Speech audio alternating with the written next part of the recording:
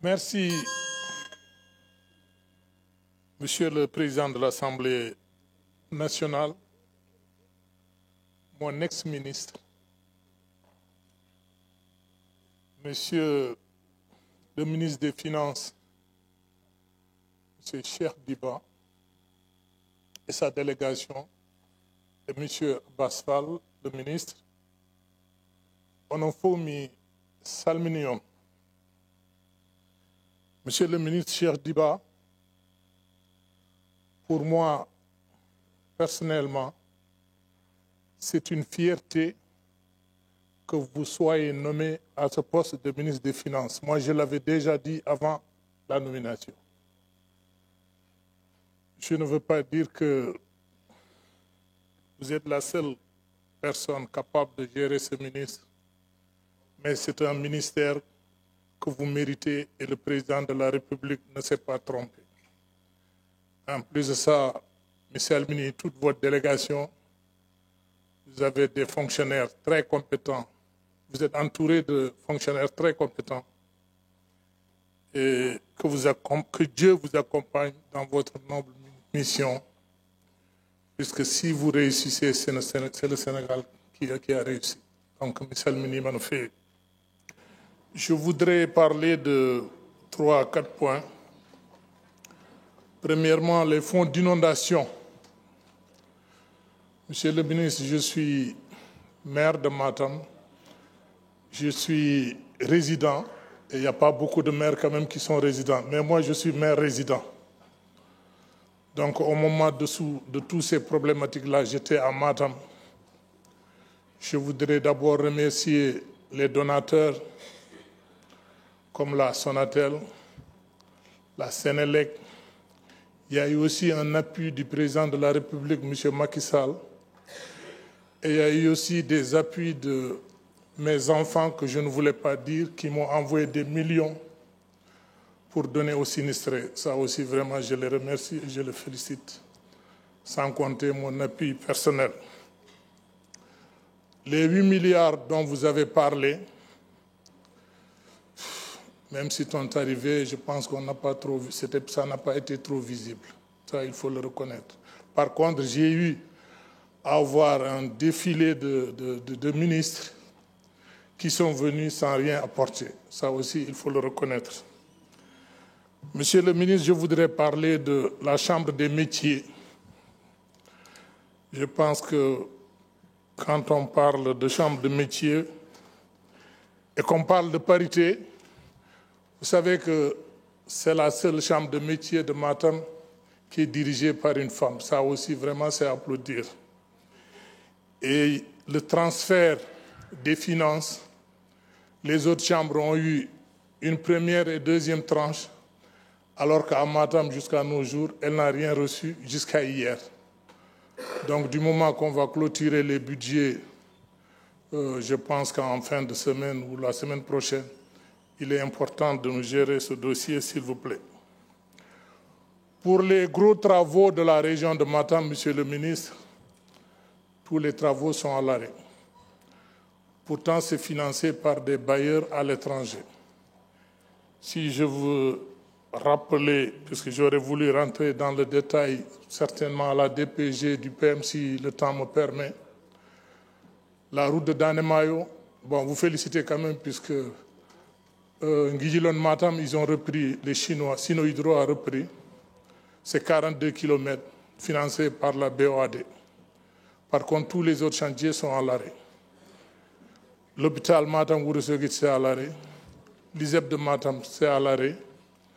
L'aérodrome de Matam Wourossogui, c'est à l'arrêt. La maison de la jeunesse de Matam, c'est à l'arrêt. Donc on peut dire qu'à Matam, tout est arrêté.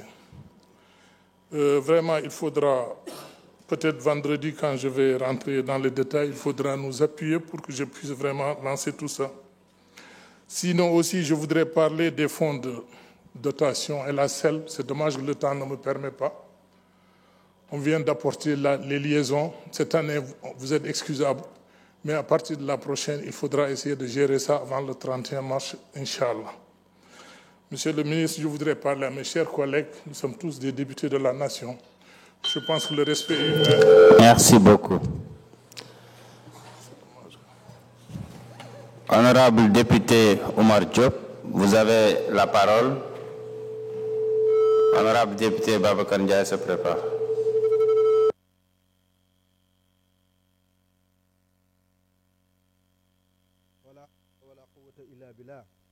Monsieur le Président, maa ngi lay nuyu di nuyu messieurs les ministres. Cheikh Diba maa nan sax min ayatin aw nuntiha naati bi xayri minha aw misliha. sama borom jëlal na Sénégal un almami des finances waaye jaar na ci beneen buntu may ñu un sultan des finances. di nuyu it le ministre Abbas Fall.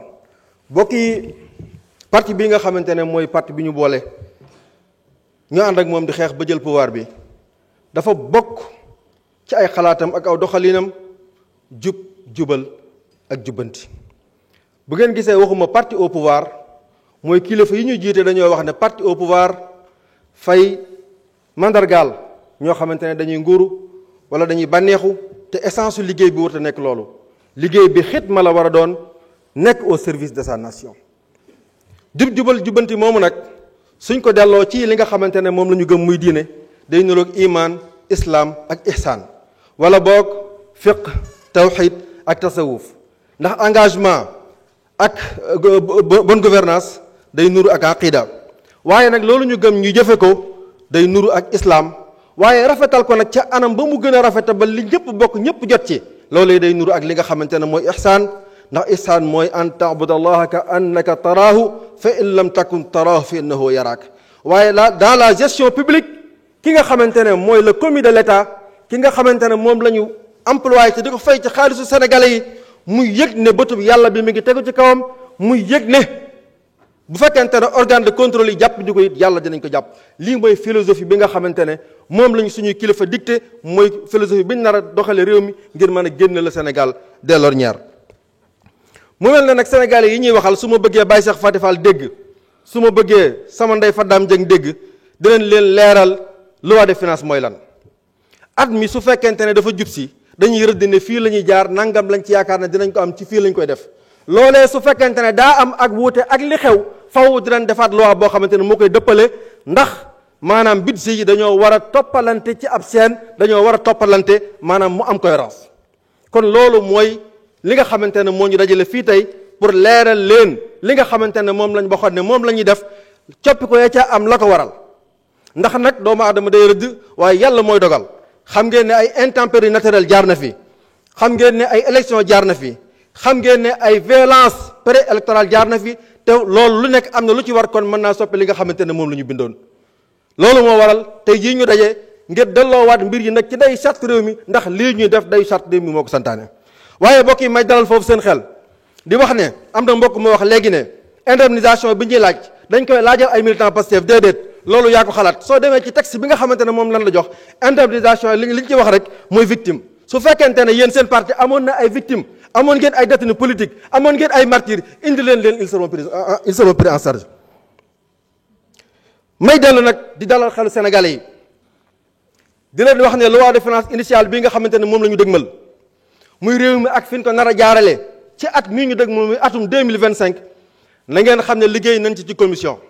liggéey bu acharné boo xamante député yii ngeen fal te ñu leen di représenté kenn ku nekk ñoom yëg na responsabilité bi tegu ci mbaggam ba ñoom ñëpp suivre nañ ko assidûment ministère par ministère département par département ba xam xaalisu Sénégal yi fan la jëm waaye mbokk yi maa ngi dalal seen xel budget boobu budget la boo xamante ne kenn naxtandewu ci ay caaxaan yoo xamante ne ëllëg gi si biir maanaam dina am som buñ génne te du ngeen ko yëg ci ndi ngeen di dunde ndax li solos budget bi mooy dërëm buñ ne fii la jëm maanaam am ku yëg ne loolee bañ ko ci defee woye falal na ko nangam wala neexal na nangam wala defat na nangam ci ak dundam kon ñoo ngi dalal seen xel di leen wax ne budget la boo xamante ne ñi ko doon xalaate nañ ko ci fañ ko war a xalaatee député yi amandé nañ ci li ci war a amandé ba ñu teg ko ci anam boo xamante ne amul dara loo xamante dañ koy joué ci seen ginnaaw yéen Sénégalais yi may wax nag ne indemnisation yooyu monsieur le ministre am na ay entreprise yoo xamante ne ay patriotes ñoo ko jiite woon am fa ay DG yoo xamante dañoo nangu woon a nekk le bras armé de l'ancien régime maanaam di leen bundaxataal ba ñoom ñu tëj wala ñu fayit